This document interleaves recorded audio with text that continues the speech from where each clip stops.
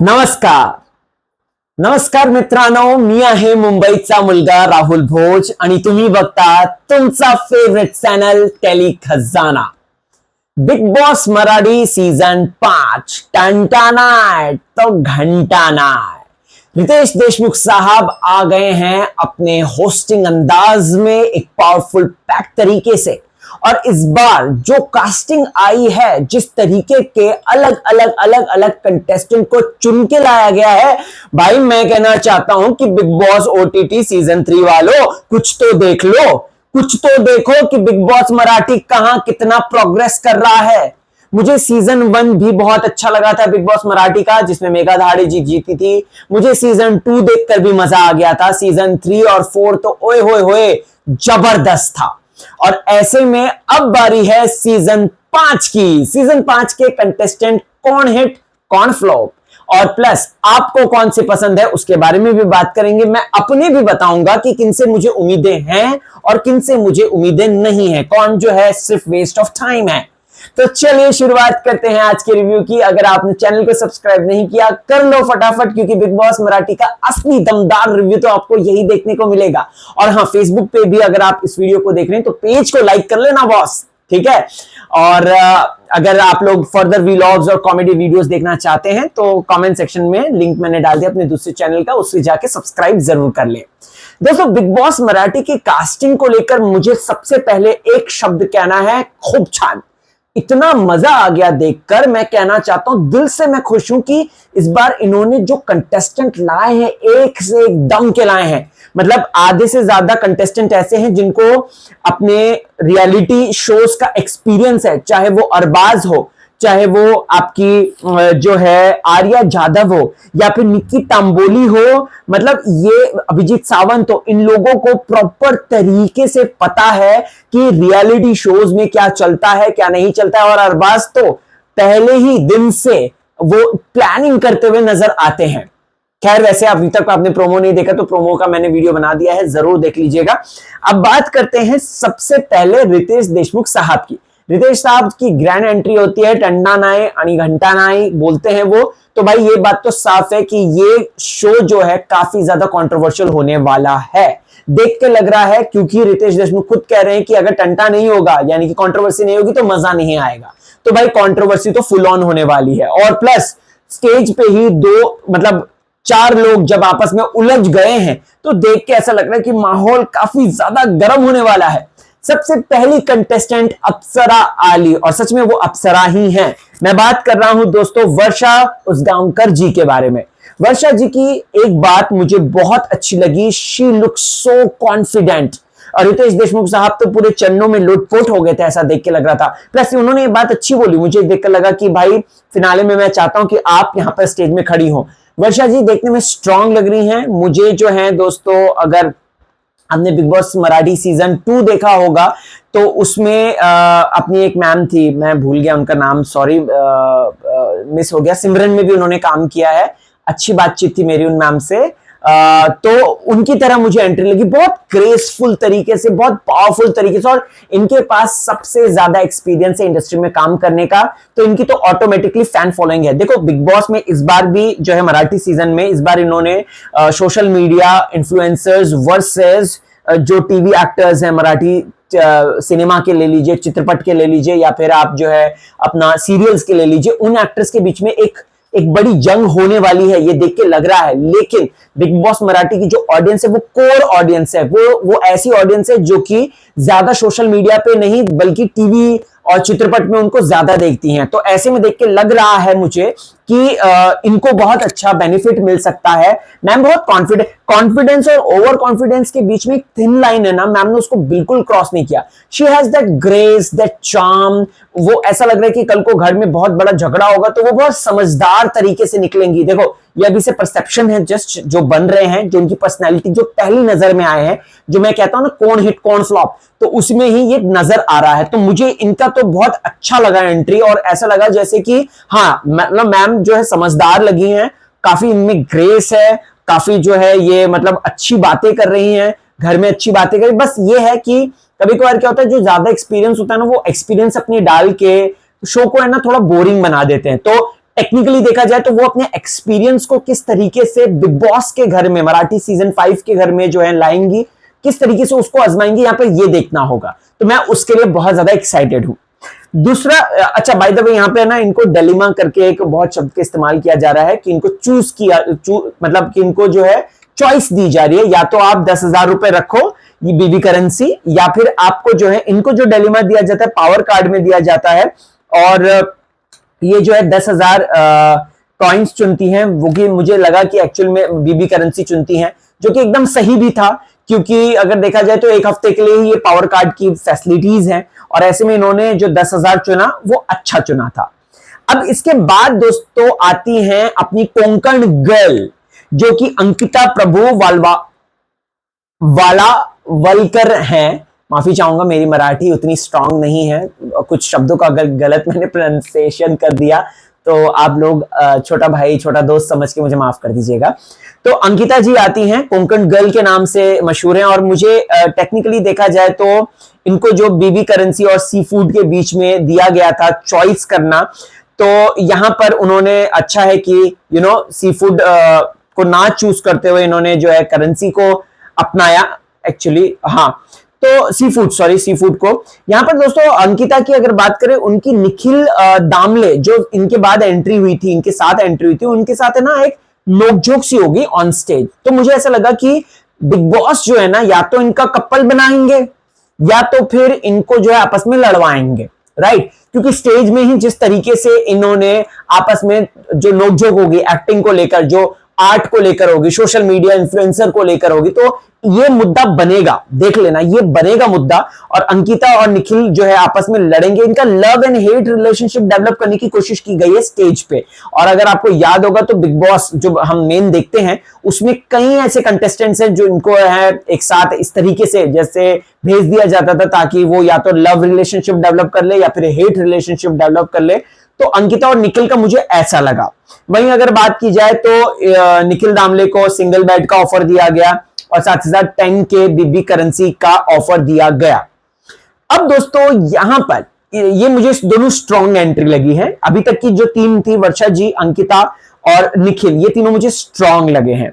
अब आती है पंडरीनाथ कामले जी की।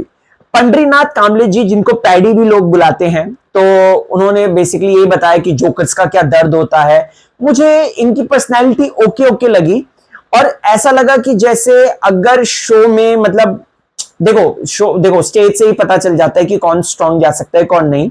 तो ये थोड़ा सा मुझे ऐसा लगा कि इनको, जैसे इनको ऑप्शन दिया था कि या तो बीबी करेंसी रख लो या तो फिर खुद के लिए 20,000 चुन लो, ठीक है। इनको टेक्निकली अपने लिए चुनने चाहिए थे, 20,000 चुनने चाहिए थे, बट अगेन इनकी जो चॉइस है वो कहीं ना कहीं ये बात कहलाती है कि इन्होंने एक गलत डिसीजन लिया। देख के ऐसा मुझे लगा। अब आपका क्या इसमें राय है, आपको कैसी लगी इनकी एंट्री, मुझे कमेंट करके जरूर बताइएगा, ठीक है।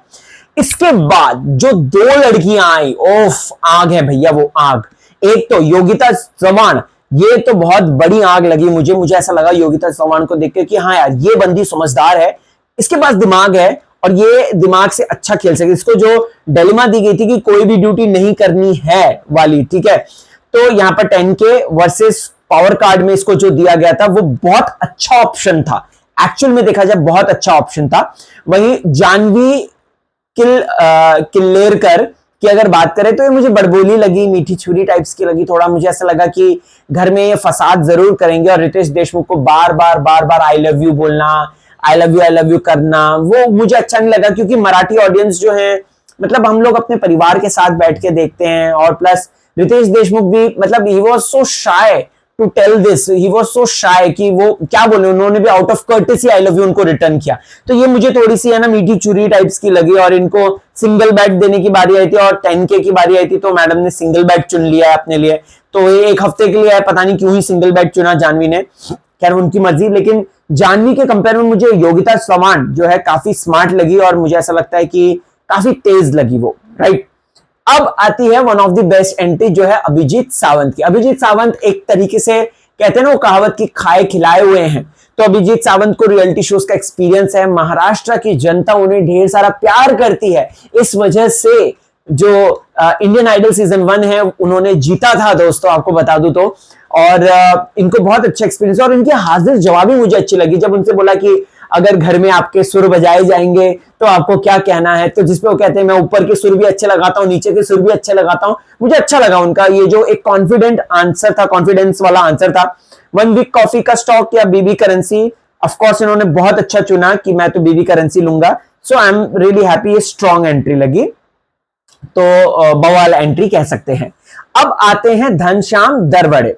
अब मैं इनका मुझे देखो, ठीक है, घनश्याम दरवड़े जी की अगर बात करें तो मुझे ओके ओके लगे इनकी एंट्री। ठीक है, हम उनके काटी उसको नहीं कह सकते, he is also influencer, Netaji हैं, बट मुझे बहुत वो लगे कि ये ना बहुत मीठा मीठा बोल रहे हैं, और ये जो हैं चीजें जो जिस तरीके से कर रहे हैं, तो रितेश देशमुख जी के पिताजी जो हैं उनके बारे में बात करते हुए उनको जिस तरीके से टैकल मतलब बोल रहे थे सारी चीजें, तो मुझे ऐसा लगा कि माफी चाहूंगा, इनको थोड़ा सा चाशनी में डुबो के बात कर रहे थे।